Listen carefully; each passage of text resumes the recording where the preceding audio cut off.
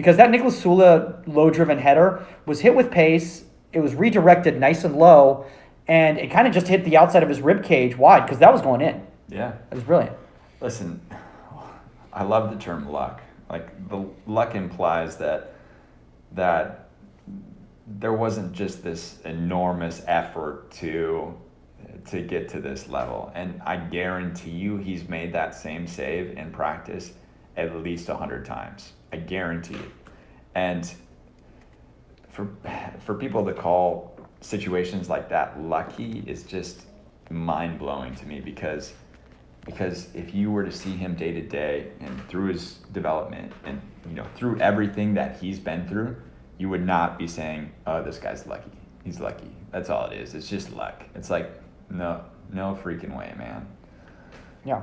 I've been in that situation before, and I'm sure you have, Patrick, as well, too, where people are like, "Man, you got lucky that hit you." And you're like, "Dude, do you have any idea how much that took in regards to my footwork, my focus, my following the flight of the ball in order for all of that to happen?" And it happens like that. I can't snap my fingers, but you know what I mean. Like, it happens like that. So, by the way, guys, I think you want to, well, people were going to go like, "Why aren't you guys covering EPL?" Guys, we literally have an hour. Patrick's got a life. He's got to go do other things. And we really wanted to break down this whole Neuer Ter Stegen type of thing. And we wanted to do it based on their actual game performances and bring up some other fun things like, guys like Galashi. Before we move on to a little bit of MLS, before we wrap up the episode, Patrick, in your opinion, who had the better game, Ter Stegen or Neuer, or was it a toss-up? I think Ter Stegen did. I mean, he made a PK save, made some other really big saves. And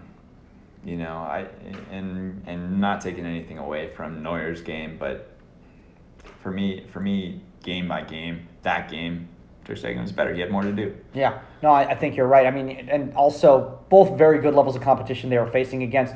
Today, Neuer goes up against Red Star Belgrade in the UEFA Champions League. And not to slight, Red Star, but it's not the level of Leipzig.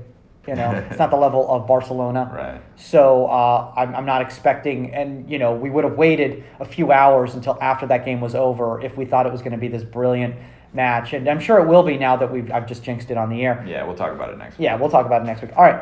Do you want to talk a little MLS before we go? Sure. We have time? All right, yeah, cool. Yeah, we got okay, so MLS playoff race is kind of in the hot stretch. Shout out to LA Galaxy putting 7? Was it 7 on Sporting KC this weekend? That was quite the game. That was unreal. And yeah, we should have talked about that. That would have been. Yeah. I mean, that's tough. I felt bad for Tim Melia in that one. That was really tough. And I hate to break down goalkeepers in regards to when they get hung out to dry like that. So, let's move on to something more positive. I want to talk about Sean Johnson, and I want to talk about the form he's been in lately. I think he's really making a good, strong case with the U.S. national team based on how he's been doing in MLS. Another great performance against San Jose Earthquakes this weekend. He had the PK save on Pizzello for Toronto, last week. What do you think of Sean Johnson so far? I mean, he's had a great season. He's been improving massively the last couple of seasons since he's been with New York City. And, I think he's really, really starting to come into his prime. I mean, he started at such a young age as a professional that, like, now you think about it, like, what is he?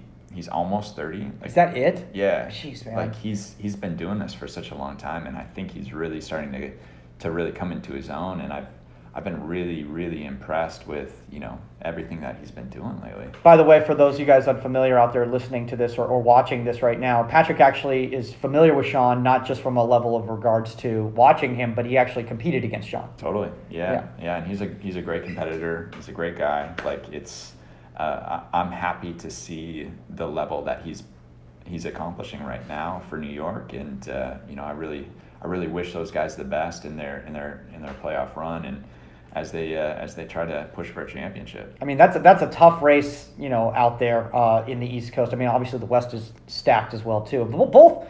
That's what I love about MLS, just the parity. It's great in regards to you. Like as Alexi Lalas always says, Alexi always tells me, he says, don't bet on MLS. You bet on MLS, like you're probably going to lose money because like any team can beat any other team on any given day. That's the way it is. That's kind of what makes it exciting in my opinion. Yeah. Is you don't And granted, there's some forerunners, right? Some front runners in like Atlanta and LAFC's form in the last year or two has really put them in a different kind of category. But a lot of these games, like it could be this really tied 0-0 tie, or Galaxy could beat KC 7-2. that was one of the I don't even know what's going on right there, and I'd be scared to death to be in Peter Vermeer's locker room because he scares me. Yeah. So I have a feeling that was not a fun time. All right, let's break down real quickly these saves for Sean Johnson this weekend. Christian Espinoza, a rocket in the early second half. This is one of those situations where you steer, you don't take a chance of trying to catch because it's hit with such pace, and again it's there's knuckle on the ball, so you don't want to try to take a chance of trying to catch it and having it go through your hands or spilling into a dangerous zone right there. So he makes the quality decision to kind of just push it away wide. How'd you feel about that? Listen, guys, I cannot tell you how many guys get beat on that because they're leaning, because they're expecting the striking player to hit it across the body to the far post. He just thought, okay, maybe I can catch Sean leaning a little bit here. Sean doesn't lean. He keeps his shape. He does the right things, and he puts himself in the best situation and reacts to the ball. And so many saves come to just putting yourself in the right position, not cheating, and reacting to the ball. And that's exactly what he does, and he does it perfectly. Yeah. And that's really at the end of the day, guys. Hey, live to see another day. And yes, you gave up the corner, but hey, what the risk, outweighs the reward in that regard, in my opinion. Let's talk about in the second half before we finish up this episode, because here's a situation, and dangerous balls, in my opinion, coming from corners that are low and driven. I'd much rather have a looping, bending ball inside on a dangerous ball than have a ball that's driven low into the ground, because now it becomes foosball basically. Yeah. It's just dudes like just with their feet flapping around everywhere. Yeah. And Magnus Eriksson plays the ball in the 46th. Johnson holds his ground on the point blank save off the foot of Garam Kashia with a reflex hand, which that you guys don't realize how fast that happens. Yeah. It. I mean, and listen, that happens 3 feet from where it happens exactly, and it's probably in the net, and that's nothing against Sean. It's just one of those bang, bang, bang plays, and for him to put himself in the right situation, to keep focus, to be doing all the right things, and then to make the save to help his team continue to win that game.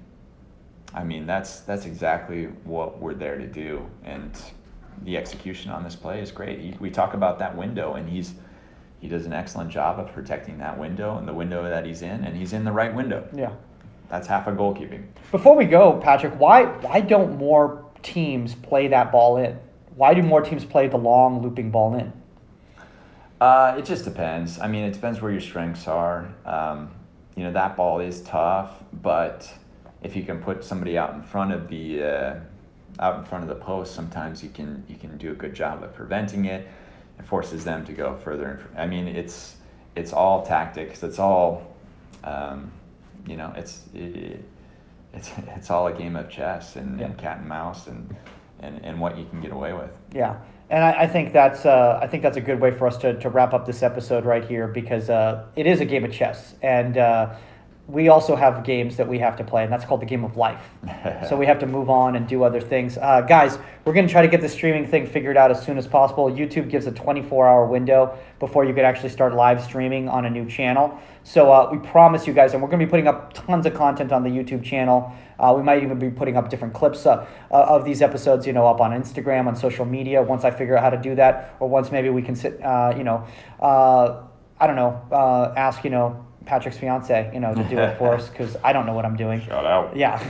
Shout out Maria, if you can do this for us. She's probably upstairs right now being like, no, I have no desire to do that. She's like, I help Patrick. Yeah. All right, guys, that's all the time on Inside the 18. Remember, contact at insidethe18media.com if you have listener questions, or you have guests that you want to see, or topics that you want us to cover. We got some great episodes coming up in the next few weeks that we even have already in the pipeline that we've already recorded with some great guests. Some will be audio, some will be video. That's all the time, and we're out. Later. See ya. All right.